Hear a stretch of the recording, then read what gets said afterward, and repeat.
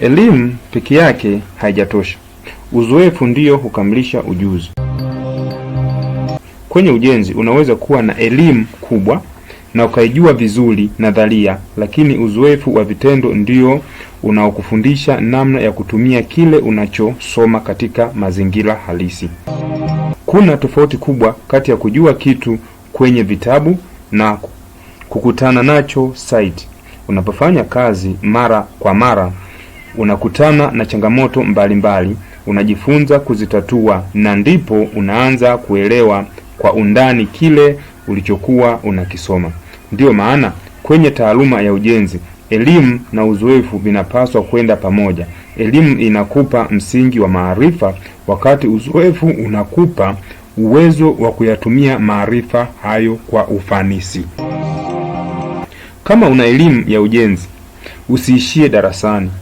Tafuta nafasi ya kujifunza kwa vitendo, kufanya kazi na wataalamu wenye uzoefu na kukutana na changamoto halisi za site. Hapo ndipo utaanza kuona tofauti kati ya kujua na kuweza kufanya. Kwa kifupi, elimu inakupa maarifa, uzoefu unakupa uwezo wa kutumia maarifa hayo, na vyote vikikutana vinakujenga kuwa mtaalamu bora zaidi. Mjenzi wa Nyumba TZ tunatoa huduma za ramani za nyumba za kisasa na ghorofa, michoro ya architecture na structure, BOQ na makadirio ya gharama za ujenzi, usimamizi wa mradi ya ujenzi, ujenzi kuanzia msingi hadi kukabidhi funguo, ushauri wa kitaalamu kuhusu ujenzi. Kwa huduma na maelezo zaidi, tupigie simu namba